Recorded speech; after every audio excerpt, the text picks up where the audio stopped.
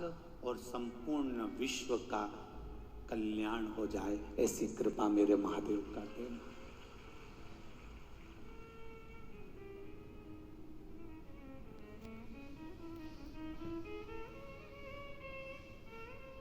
नया वर्ष, नूतन वर्ष 2023, वैसे तो हम लोग तो सनातनी भाव में संवत को मानते हैं, पर आज के नवयुवक बच्चे लोगों को इसी से एक बदलाव लगता है, इसलिए कहना चाहेंगे नए वर्ष की शुरुआत किसी होटल में नहीं, किसी नशे से नहीं, नए वर्ष की शुरुआत मेरे महादेव के चरणों से करिएगा। मेरे महादेव के चरणों से करिएगा। 31 के दिन भी एक लोटा जल, और जब अगला दिन आ जाए तो भी एक लोटा जल। और बाबा से कहना 22 से 23 में तू लेकर आया है, मुझे उम्मीद है जिंदगी के हर पहलू में मुझे आगे तू लेकर जाएगा। अपने विश्वास को दृढ़ करिए, अपने भरोसे को दृढ़ करिए। हर किसी के सामने अपनी बात को नहीं कहना।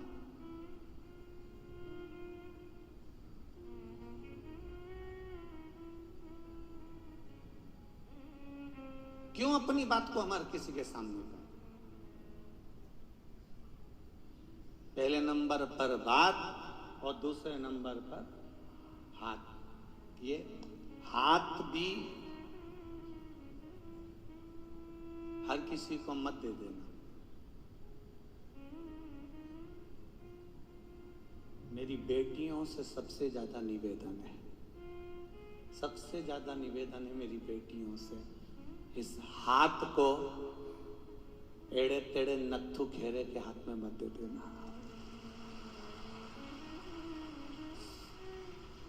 ये तुम्हारे जीवन का जो पिता बेटी का कन्यादान करता है, उस पिता की पूंजी है बेटी का हस्तकमल। हर किसी को नहीं दिया जाता। जरा सा बॉडी शॉडी बना ली, जरा सी गाड़ी घोड़ा ले आया, 2-4 बार तुमको चाउमीन खिलाने ले गया, और तुमने अपना हाथ उसके हाथ में दे दिया।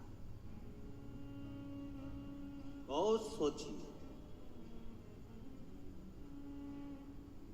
बात भी किसी के सम्मुख में मत कहो और हाथ भी किसी के सम्मुख में मत दो। बात भी मेरे शंकर के पास जाए और ये हाथ भी, इसमें बहुत सी रेखाएं उल्टी सीधी होती है। हो सकता हमारे भाग्य में कहीं दुख लिखा हो, कष्ट लिखा हो। तो जब जब मंदिर में जाओ, शंकर के मंदिर में जाओ, तो जल चढ़ाकर शिव जी के जल को हाथ में झेल लो। और राम कृष्ण के मंदिर में जाओ, दत्त के मंदिर में जाओ, तो पंडित जी, संत, गुरु, साधु आपके हाथ में चरणामृत दें, तो इस हाथ को आगे कर दो। क्यों? चरणामृत का जल, शंकर भगवान का चढ़ा हुआ जल, गुरु जी के हाथ का प्रसाद, परमात्मा के हाथ का जल जब हमारे हाथ में आएगा, तो रेखा कितनी भी उल्टी हो वो सीधी होती चली जाएगी। तो मंदिर में जाओ। तुम्हारे यहाँ भी बहुत सारे मंदिर है। लक्ष्मी नारायण का मंदिर होगा, वेंकटेश भगवान का मंदिर होगा, दत्त मंदिर होगा, राम जी का मंदिर होगा, कृष्ण भगवान का मंदिर होगा, गुरु जी का मंदिर होगा, शंकर जी का मंदिर होगा। उस मंदिर में जाना, पंडित जी आसन लगा के बैठ जाते हैं, बोलो सही है कि गलत है? और वो एक पंचपात्र से तुमको देते कि नहीं देते चरणों तक? अरे बोलो तो जम के देते हैं। पंडित जी ने कभी तुमसे ये किया, मुंडा फाड़ो, और पंडित जी ने कहा लो मैं तुम्हारे मुंह में डाल देता हूं? बोला कभी ऐसा? नहीं। उन्होंने एक बात जरूर की, हाथ आगे करो। बोला कि नहीं बोला? हाथ आगे करो। पंडित जी क्यों बोल रहे हैं कि हाथ आगे करो? पंडित जी कह रहे हैं हाथ आगे करो, और वो हाथ इसलिए आगे करो क्योंकि हाथ आगे कर कर जब तुम भगवान का चरणामृत, प्रसाद इस हाथ में लेते हो तो हाथ की उल्टी रेखाएं अपने आप सीधी होना चालू हो जाती हैं। हाथ आगे करो और वो हाथ परमात्मा की सेवा में आगे करना, परमात्मा की भक्ति में आगे करना।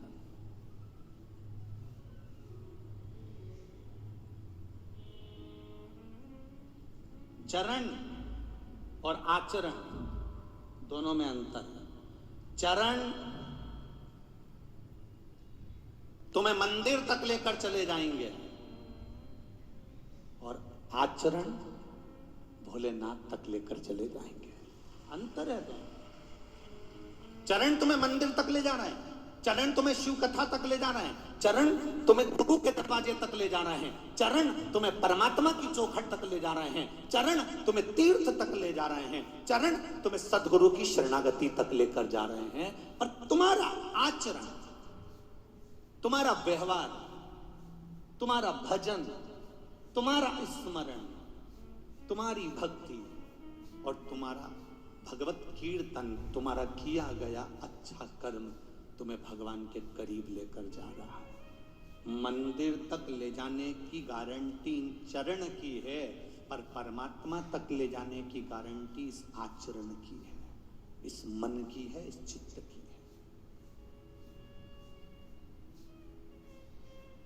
परमात्मा तक आचरण लेकर जाएगा।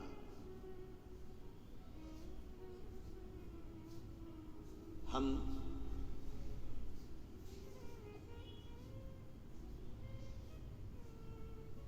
एक बात अपने जीवन में ध्यान में रखें आप, हमारा जो मनुष्य का जो देह होता है, मानव का जो शरीर होता है, ये बड़ा विचित्र शरीर होता है।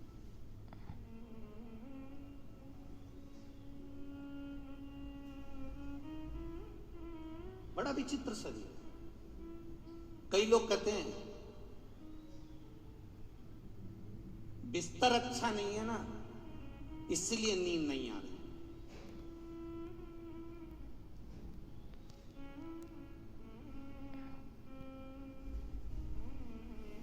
मैं आप सबसे पूछना चाहता हूं, जितने भी लोग आस्था चैनल पर कथा सुन रहे हैं और जितने लोग फेसबुक यूट्यूब पर कथा सुन रहे हैं और जितने लोग यहां बैठकर कथा सुन रहे हैं, बिस्तर से, गादी तकिए से, डनलप के गद्दे से, फोम के गद्दे से, रुई के गद्दे से, कपास के गद्दे से या बहुत सुंदर मखमल के गद्दे से कभी नींद आती है क्या? नींद हमेशा दिल के सुकून से नहीं आ सकती। हम गद्दे में नींद ढूंढ रहे हैं, हम गोदड़ी में नींद ढूंढ रहे हैं, हम कम्बल में, रजाई में नींद ढूंढ रहे हैं। वो नींद गादी में नहीं आ सकती। कोई डनलप का गद्दा, इतने सारे लोग बैठे हैं, इसमें से किसी किसी के घर में तो इतना मोटा भी गद्दा होगा, इतना जोरदार होगा, एसी भी लगा होगा, डनलप का गद्दा भी होगा, सोफा भी होगा, सब कुछ होगा, उसके घर में सारा सुख होगा। पर पूछो, रात को 12-12 बजे तक नींद नहीं आती, करवट बदलते रहो, नींद ही नहीं आ रही है। फिर पत्नी पति से कह रही मुझे नींद नहीं आ रही, ना जान। पति बोले, कभी कभी पति बोल देता है मुझे नींद नहीं आ रही, एसी बढ़ाया, एसी डाउन करा, पानी पी लो, पानी पिया, गोली खाई तो भी नहीं आई, रात के 3 बजे फिर उठ के बैठ गया। आखिर नींद क्यों नहीं आ रही? क्योंकि हमने गद्दा तो बड़ा ले लिया, हमने गद्दा तो मोटा बना लिया, हमने एसी भी लगवा लिया, पर इस दिल को महादेव से नहीं जोड़ पाए, इसलिए वो नींद चली गई। सुकून मिलता है सच्चा सुख केवल भगवान तुम्हारे, बोलो बोलो जम के बोलो, चरणों में सुकून मिलता है। सुकून। तुम यहां देखो, रात को कोई आए हो तो यहां पर कभी दर्शन करना, रात के लोग जो रुकते हैं उनको, कम्बल पे सो रहे हैं, कारपेट पे सो रहे हैं, गद्दे पे सो रहे हैं, रात भर भजन चलता है, 11-12-1 बजे तक लोग नाचते रहते, कूदते रहते, भजन करते रहते, और सवेरे फिर कितने घंटे की नींद लेते होंगे इस कथा में? कितने घंटे की? ये बैठने वालों से पूछना कभी। 2 घंटा चैन की नींद सो गए तो सो गए होंगे, नहीं तो भगवान की भक्ति में ऐसे डूबे रहते, उनका भजन चलता रहता। भजन। सवेरे उठे, तैयार हुए, फिर बैठ गए, शाम हुई, फिर अपने काम में लग गए और भजन करने में लग गए। और वो नींद जो 2 घंटे की लेते हैं, वो इतनी सुकून की नींद लेते हैं कि उनको ये मालूम ही नहीं पड़ता कि डनलप के गद्दे पे सो रहे हैं कि गोदड़ी पर सो रहे हैं। सुकून, उनको ये मालूम है बैठा है।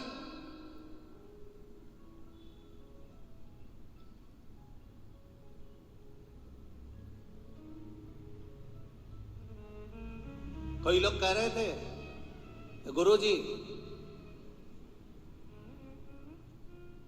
कई बार कथा में नींद क्यों आती है, भजन में नींद क्यों आती है, शादी में तो नींद ही नहीं आती, किटी पार्टी में तो नींद ही नहीं आती, कहीं जन्मदिन की पार्टी हो, होटल में पार्टी हो तो 12-1-2 बजे तक तो कोई नींद का काम ही नहीं है। पर हम तो दिन में कथा में बैठे 2 बजे तो भी कभी कभी आंख में जप किया, कभी कभी जप किया जाता। गुरु जी क्यों ऐसा होता है? हमने कहा बच्चा पूरी मोहल्ले में खेलता रहता है, बच्चे को कहीं नींद आती है मोहल्ले में? बोलो बोलो जम के, नहीं आती। वो बच्चा पूरे मोहल्ले में खेलने के बाद अपने घर आता है, माँ की गोद में बैठता है, पापा की गोद में बैठता है, पिता की गोद में बैठता है। माँ की गोद में बैठते से, पिता की गोद में बैठते से ही पिता माता उसके ऊपर हाथ रखते हैं और बच्चा गोदी में ही सो जाता है। वो बच्चा गोदी में सो गया, पूरे मोहल्ले में कहीं जाकर नहीं सोया। सोया तो माँ की गोद में, पिता की गोद में सोया। उसी तरह उस बच्चे को जो सुकून मिलता है वो माता और पिता की गोद में मिलता है, और आपको जो सुकून मिलता है वो शिव महापुराण की कथा में मिलता है। इसलिए थोड़ी थोड़ी कभी कभी, थोड़ी थोड़ी कभी जब आ भी जाए तो कोई बुरी बात नहीं है। समझ लेना आज मेरे पिता ने, मेरे भोलेनाथ ने हाथ रख दिया है, इसलिए सुकून में सो रहा। मेरी माँ की गोद में आज मुझे सोने का मौका मिला, सुकून।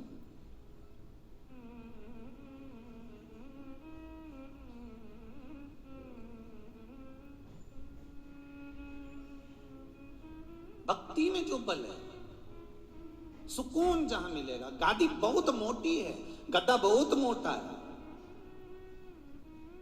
डनलप का गद्दा भी लगा है, एसी का रूम भी है, खाने के लिए बादाम भी रखी है। रात को सोए जब इतना बड़ा गिलास भर के दूध भी पी गए,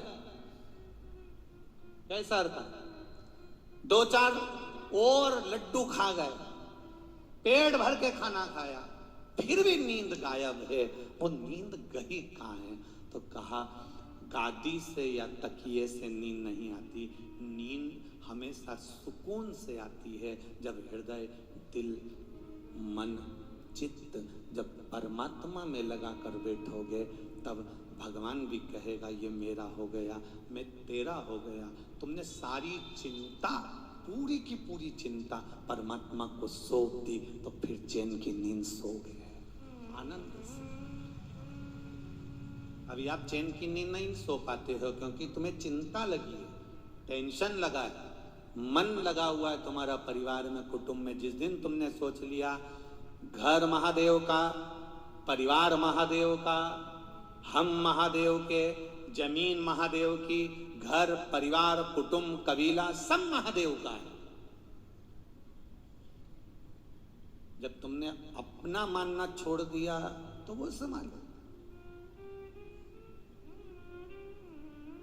परंतु जब तक हमारे भीतर आसक्ति है, एक कई माताएं, ये देखना मालेगांव की भी माताओं को देख लेना तुम, और चाहो तो जालना की, मालेगांव की, चलकरेंजी की, सोलापुर की, धूलिया की, तुम चाहो तो मध्य प्रदेश की एक एक जगह की, गुजरात की, चाहे हो कहीं की भी माताओं को देख लेना, ये कभी कभी अकड़ में कह देती है वो तो मैं जिंदा हूं इसलिए घर चल रहा है, जिस दिन मर गई आटे दाल का भाव मालूम पड़ जाएगा। ये कभी कभी अकड़ में कह देती है मैं जिंदा हूं तो घर चल रहा है, जिस दिन मर गई ना आटे दाल का भाव मालूम पड़ जाएगा। तो जो इतनी अकड़ में कहे तो उससे कह दो आधा घंटा मरी जा मर, आधा घंटा मरीज जा, उससे क्या होगा? नहीं मर तू तो आधा घंटा मर।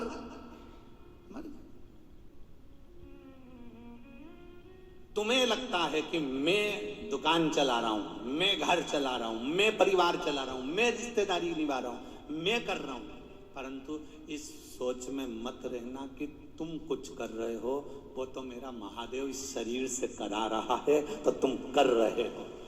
जिस दिन तुमने सोच लिया कि मैं कर रहा हूं, एक छोटी सी उंगली मेरा महादेव जरा सी हिलाता है और वहां से पवन चलती है, हवा चलती है, शरीर में लग जाती है, उसकी उंगली हिलती है तो हमारा पूरा शरीर हिलना बंद कर देता है। तब पता दुकान पे बैठ के जब शरीर नहीं हिले,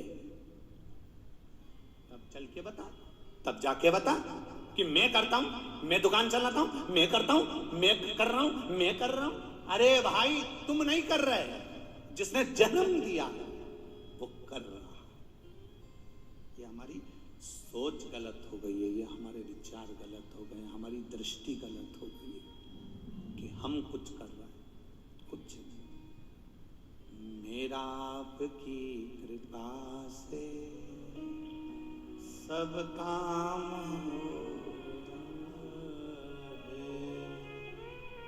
करते हो भोले बाबा, मेरा नाम हो रहा है, मेरा आपकी कृपा से सब काम हो रहा है। ये उसकी कृपा हुई इसलिए ये शरीर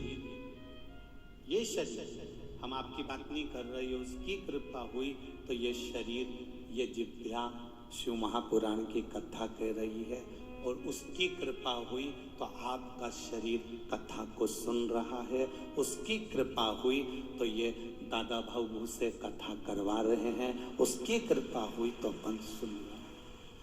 उसकी कृपा नहीं होती तो शायद कुछ नहीं होता।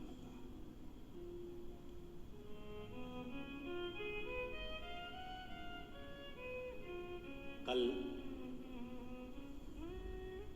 हम नीचे अग्रवाल जी से बात कर रहे थे तो वो उनके अग्रवाल जी कह रहे थे, गुरुजी अब तो मन ऐसा हो गया है कि साल 2 साल में एक बार भगवान की ऐसा कुछ ना कुछ पुण्य का कार्य होते रहना चाहिए। इन्हीं से बात चल रही थी हमारी, तो कह रहे थे कि गुरुजी साल 2 साल में कहीं ना कहीं पुण्य का कार्य अपने मालेगांव में होते रहना चाहिए। ये सीख मिल गई शिव महापुराण से, साधुवाद, और कुछ ना कुछ भगवान का स्मरण होता चलता। भजन में, मन में, चित्त में, बहुत छोटा सा जीवन है, बहुत छोटा सा।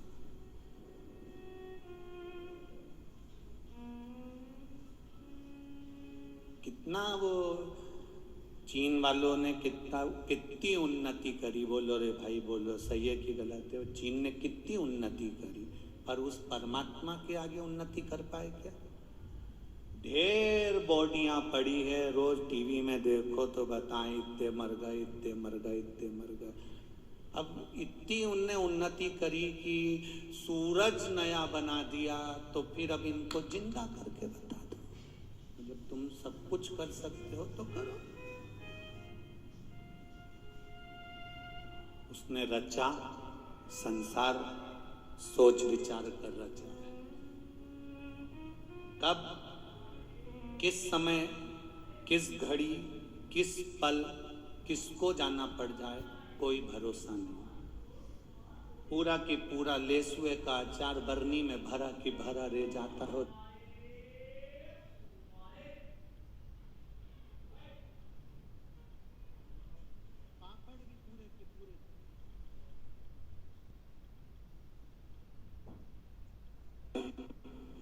दो भी नहीं खा पाया, निपट गया। क्या कर, बोलो बोलो। कुछ नई की नई साड़ी लेके आई थी, अलमारी में रखी की रखी रह गई, पहन नहीं पाई। ऊपर जाती जाती यमराज से कह रही वंश मोर, एक बार फिर से छोड़, मैंने अभी लाल वाली ली है, एक बार पहन तो लेने दे। तुरंत यमराज बोला चल, नहीं पहनने देना, चल।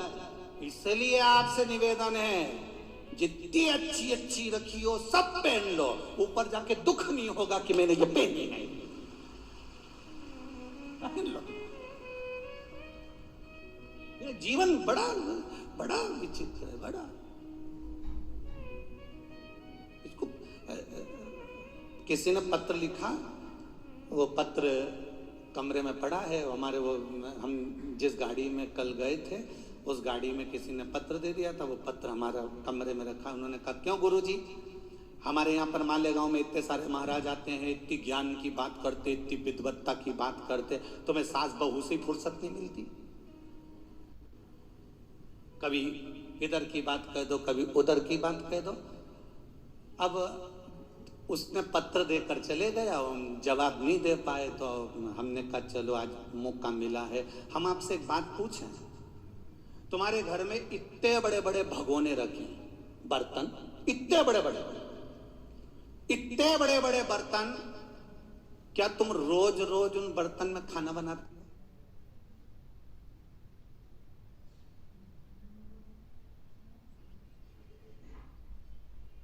करा तुमने, खाना बनाया? नहीं। जो छोटे बर्तन होते हैं वो हर कभी काम में आ जाते हैं। प्लेट, कटोरी, चम्मच, गिलास, लोटा, भगोनी, जो छोटे होते हैं वो बार बार चाय बनाने में काम आ जाते हैं। इसलिए हम बड़े बर्तन प्रयोग नहीं करते, हम छोटे बर्तन में काम निकाल लेते हैं। छोटी बात, सास बहू के बात से, परिवार की बात से, छोटी छोटी बातों से हम अपने आनंद की बात आप तक पहुंचाने का प्रयास कर देते हैं, जिससे काम आ जाएगा, बड़ा काम नहीं आएगा। हमेशा काम आता है तो छोटा ही बर्तन काम आता है। यहां भी देख लेना पूरी कथा में छोटे बर्तन कितने काम आ रहे हैं, और बड़े बड़े तो सोफा तोड़ रहे हैं। तुम खुद देख लो।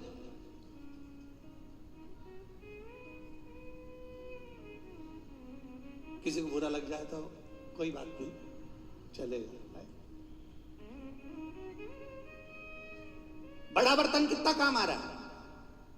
कोई बड़ा बर्तन काम आएगा? नहीं, छोटा बर्तन काम आएगा। जितने छोटे, कोई कहे हम बहुत छोटे आदमी, हमारा गांव बहुत छोटा सा, हमारा परिवार बहुत छोटा सा, हम ऐसे, हमारे पास धन नहीं, धन भी छोटा, हमारे पास कुछ भी नहीं। चिंता मत करना, हमेशा छोटा ही काम आता है, बड़ा किसी काम का नहीं।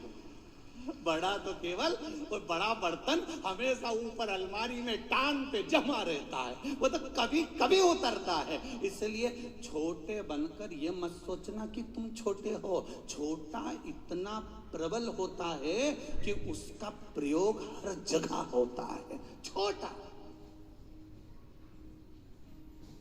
एक कपड़ा फट गया, अब इसको जोड़ने के लिए तुम वो बोरा सिलते हैं, वो सूजा लिया,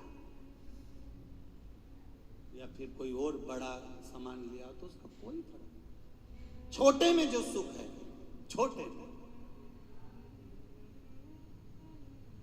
वो हर जगह पर काम आ जाता है। छोटा हर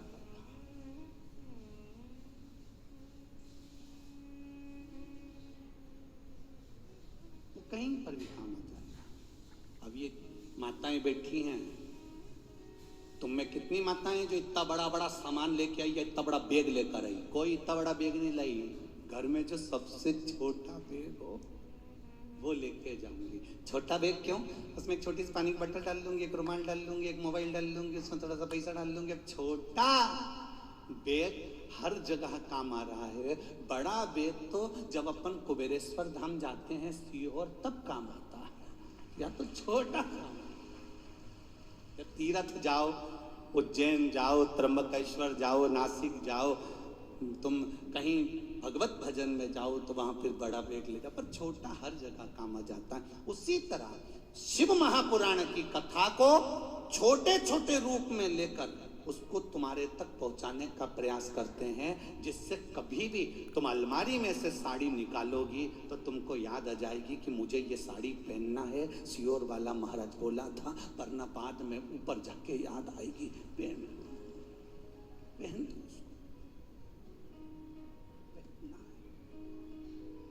अंत समय प्रभु आना पड़ेगा, वचन दिया तो निभाना पड़ेगा। आए ना आए प्रभु कुटुंब कबीला, अंत समय प्रभु आना पड़ेगा, वचन दिया तो निभाना पड़ेगा। छोटी बात से हमको हमारे जीवन में उतारना, बहुत बड़ी बात कर कर, बहुत विद्वत्ता की बात कर कर, मालूम पड़े हमने कह दिया तुम्हारे सिर पे से निकल जाए तो क्या मतलब की ऐसी कथा। फिर तुम पड़ोसन को कोनी मार के कह रहे क्या बोला महाराज, क्या बोला। अब पड़ोसन उसको समझा रही, बोला तो था कुछ, मैंने भी सुना तो था। तो उसने पगल वाली से पूछा तूने सुना महाराज क्या। हाँ, 2 बार मुंडी इधर करी थी, 1 बार उधर करी थी, बोला तो था। अब घर जाते जाते फिर आखिरी में पति ने घर पर पूछ लिया, कथा में अपन गए थे, तुमने सुना था, क्या सुना था। पता नहीं, मेरे को तो मालूम भी नहीं, बगल में छोरा रो रिया था तो मेरा ध्यान मत चले गया, मेरे को नहीं। अब छोटी सी बात तुमको याद रह जाएगी कि अलमारी खोली, साड़ी नीचे गिरी तो तुम्हें समझ में आ गया नी साहब पहनना जरूरी है, साड़ी अपनी है। अपने जाने के बाद लोग ऐश करेंगे, अपनी साड़ी अपनी बहुवन पहनेगी। उसने कभी अपने को एक साड़ी नहीं दी और वो अपनी पहने, अच्छा बन तो पहन के छोड़ के जा। पूरा प्रयोग करिए।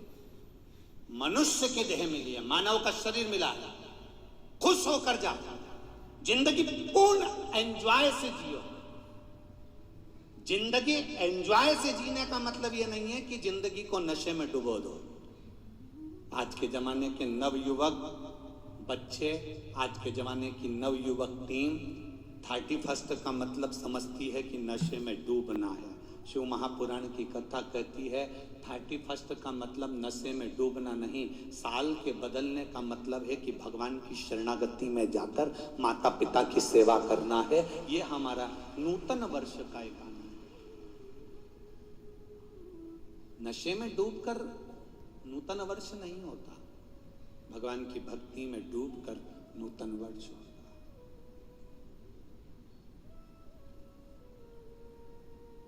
करो भजन भगवान का, स्मरण भगवान का करिए। किसी को भी मेरे भोलेनाथ ने हल्का नहीं बनाया, मेरे परमात्मा ने तुमको भेजा तो कीमती बनाकर भेजा। जैसे एक नोट होता है,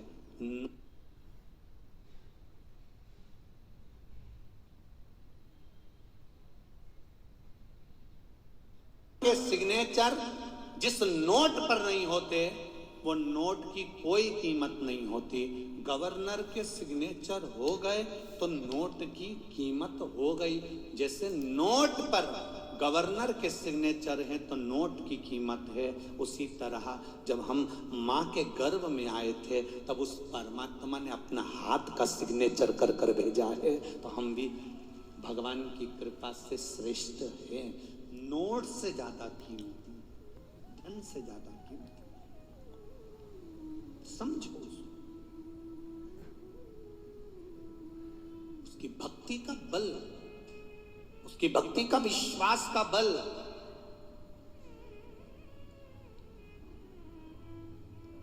कितना आनंदमय होगा, कितना।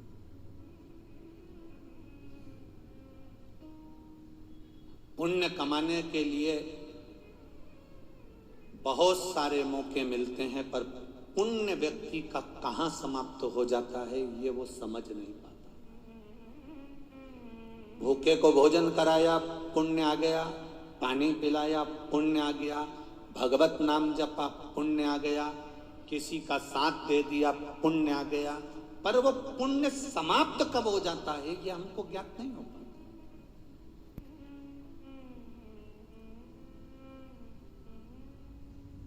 करो, भगवत स्मरण करो, भजन करो, कीर्तन करो, पर एक बात का स्मरण अपने साथ में ये भी रखो कि पुण्य किसी साधारण व्यक्ति की सेवा से हमको प्राप्त हो सकता है। संत एकनाथ जी महाराष्ट्र के बड़े बड़े विद्वत संत, एक बार संत एकनाथ जी ने अपने साथियों से कहा, शिष्यों से कहा, साथ वालों से कहा, मेरा मन कर रहा है कि प्रयागराज चलें, त्रिवेणी संगम में जाकर स्नान करें, त्रिवेणी संगम का जल लेकर, कावड़ लेकर रामेश्वरम में जाकर भगवान शंकर को चढ़ाएं। तो किसी ने पूछ लिया, गुरुदेव त्रिवेणी का जल ले जाकर हम रामेश्वर में चढ़ाएंगे, उससे क्या होगा? संत एकनाथ जी ने कहा, बहुत पुण्य की प्राप्ति होगी, चलो अपन चलते हैं। सारे गांव के लोग संत एकनाथ जी के साथ में त्रिवेणी चले गए। त्रिवेणी में सबने स्नान किया, गंगा यमुना सरस्वती का स्नान कर कर, त्रिवेणी संगम का स्नान कर कर, संत एकनाथ जी के साथ सबने कांवड़ बल्ली,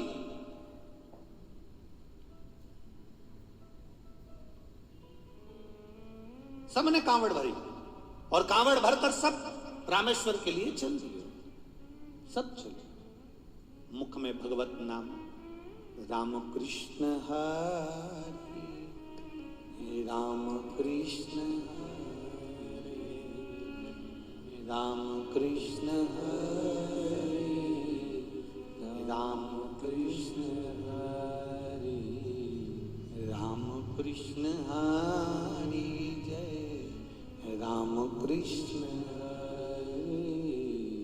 राम कृष्ण हरे जय राम कृष्ण हरे राम कृष्ण हरे जय राम कृष्ण हरे राम कृष्ण हरे राम कृष्ण हरे राम कृष्ण हरे राम कृष्ण हरे राम कृष्ण हरे राम कृष्ण हरे राम कृष्ण हरे राम कृष्ण हरे राम कृष्ण हरे राम कृष्ण हरे। संत एकनाथ जी भगवत भजन करते करते करते करते बीच मार्ग में पहुंच गए। त्रिवेणी संगम कोसों दूर हो गया, रामेश्वरम कोसों दूर हो गया, बीच में है संत एकनाथ जी और उनके साथ में आए सारे भक्त। क्या देखा संत एकनाथ जी ने? सामने एक गधा पड़ा हुआ है, पानी के लिए तड़प रहा है। गधा पानी के लिए तड़प रहा है। सब भजन गा रहे थे, सब कीर्तन गा रहे थे, सब जाते जा रहे थे। संत एकनाथ जी रुके। साथ वालों ने पूछा, गुरुदेव गुरुदेव आप कहां जा रहे हैं? वो गधा पड़ा हुआ है, धड़कन चालू है, बहुत दूर तक कहीं पानी नहीं दिख रहा है, मुझे लगता है इसको पानी की प्यास लगी। जिभ्या निकाल रहा है, मुंह खोल रहा है। संत एकनाथ जी चले, पीछे पीछे चेले चले, शिष्य चले। संत एकनाथ जी को लीला करना थी, लीला करा। उन्होंने कहा, पानी दो इसको, गधे को पानी पिलाओ जल्दी से, गधे को पानी दो। अब जितने लोग थे उनके पास पानी तो नहीं था, पर त्रिवेणी का जो जल रामेश्वरम लेकर जा रहे थे वो जल सबके पास में। सबकी कावड़ थी। गुरुजी गधे को पानी दे देंगे तो फिर रामेश्वरम पर क्या चढ़ाएंगे? पुण्य हमारा इतनी दूर पानी भर कर ला रहे हैं और पुण्य हमारा चले जाएगा गुरुजी, पुण्य हमारा समाप्त हो जाएगा। गुरुजी ने सबको कहा पानी डाल दो, इसको पानी पिला दो। कोई नहीं पिलाया, क्योंकि रामेश्वरम में जल चढ़ाने से पुण्य मिलेगा। इतनी दूर से हम भर कर लेकर आए हैं, अगर यहीं पर पानी पिला देंगे गधे को तो हमारा पुण्य कहाँ जाएगा? संत एकनाथ जी ने अपनी कांवड़ को रखा, कांवड़ में से जल निकाला, संत एकनाथ जी ने गधे को पिला दिया। गधा ने पानी पिया, उठकर भाग गया। गधा पानी पीकर गया। गधा जब पानी पीकर भागा, सारे शिष्यों ने और आनंद में जो साथ चल रहे थे उन्होंने कहा, गुरुदेव अब आपका पूरा जल तो यहीं गधे को दे दिया आपने, फिर महादेव को चढ़ाने के लिए, रामेश्वरम को जल चढ़ाने के लिए आपके पास कुछ नहीं बचा। आप कैसे पुण्य कमाएंगे? इतनी दूर से पैदल चलकर आ रहे थे, सारा पुण्य का जल तुमने गधे को दे दिया। संत एकनाथ जी ने कहा, ये मेरा विश्वास कहता है, ये मेरा भरोसा कहता है कि इस गधे को प्यास लगी थी, पानी पिलाकर मैंने जो पुण्य कमाया, शायद मुझे वो पुण्य वहां भी नहीं मिलता, ये निश्चित है। तो तुमने गधे को पानी पिलाया, क्या वो पुण्य का फल क्या तुम्हें रामेश्वर में प्राप्त हो सकता है? संत एकनाथ जी ने कहा, मैं तुम्हारे साथ रामेश्वर के लिए निकला हूं, चलूंगा, मेरे पास कांवड़ नहीं, जल नहीं, पर यह मेरा विश्वास करता है कि वो जल का पात्र भी मुझे वहां मिलेगा। ये मेरा विश्वास करता है। अगर मैंने इसको दिया है तो वो खाली नहीं जाएगा, वो मिलेगा जरूर। और एकनाथ जी चल दिए, और संत एकनाथ जी जब रामेश्वरम पहुंचे हैं, तब एक बच्चा दौड़ते हुए आकर कहता है, काका, ओ काका, तुम्हारा ये कलश बीच रास्ते में छूट गया था, ये पानी का कलश में तुम्हें देने के लिए आया। साथ खड़े हुए जितने खड़े थे, साथ वाले जितने शिष्य खड़े थे, जितने सेवक खड़े थे, सब स्तुप्त रह गए। संत एकनाथ जी ने एक लोटा पानी गधे को पिलाया था, और रामेश्वरम के दरवाजे पर प्रवेश करते समय संत एकनाथ जी के हाथ में 2 लोटा पानी रखा हुआ था, 2 कलश भरे हुए रखे हुए। ये हमारा सनातन धर्म, ये हमारा धर्म कहता है, ये हमारी सभ्यता, ये हमारी संस्कृति कहती है, ये हमारा आनंद कहता है। एक चावल का दाना आप देवाधिदेव महादेव को चढ़ा रहे हो, चावल को कहते हैं अक्षत। एक चावल का दाना चढ़ाया है आपने, पर तुम्हारे घर को तुमने आनंद के साथ अक्षयता में फल प्राप्त कर लिया है। एक बेलपत्री चढ़ाई है, उसका फल तुमने करोड़ों गुना प्राप्त कर लिया है। एक लोटा जल चढ़ाया है, उसका फल तुमने करोड़ों गुना प्राप्त कर लिया है। वो खाली नहीं जा सकता। तुम जो लोटा भरकर शिवजी के मंदिर पर लेकर जाते हो, एक लोटा जल चढ़ाते हो, तुम एक लोटा जल देवाधिदेव महादेव को चढ़ा रहे हो, वो खाली कभी नहीं जाएगा। तुम्हारा लोटा भले मंदिर से खाली आ गया, पर घर कभी खाली नहीं रहेगा, ये निश्चित रखिए। घर कभी खाली नहीं रह सकता। वो देता, एक पत्र आया है, देखिए, पत्र तो बहुत है।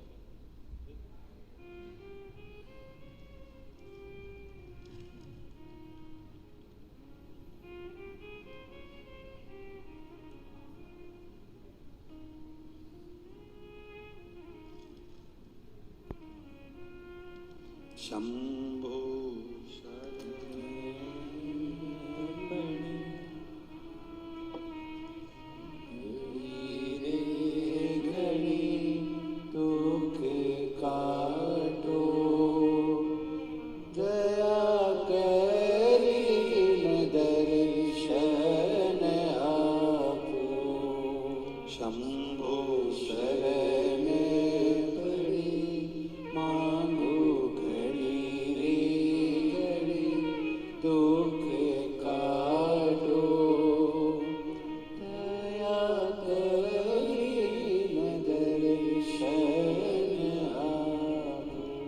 स्वाति देवानंद सोनबड़े सिरपुर से आई हूँ।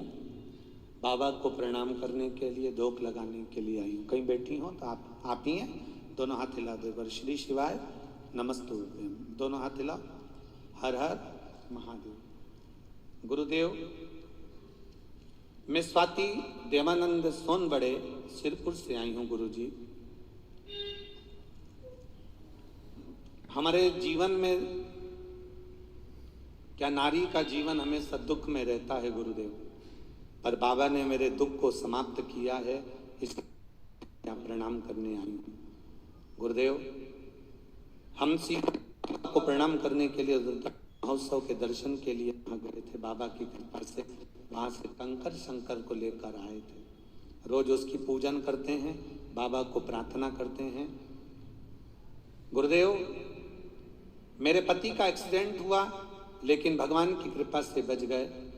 पर मेरे पति के घुटने के नीचे की हड्डी टूट गई और उसका ऑपरेशन हुआ। 2 साल हो गए। बाबा की कृपा, चलते चलते कहीं ना कहीं वो किसी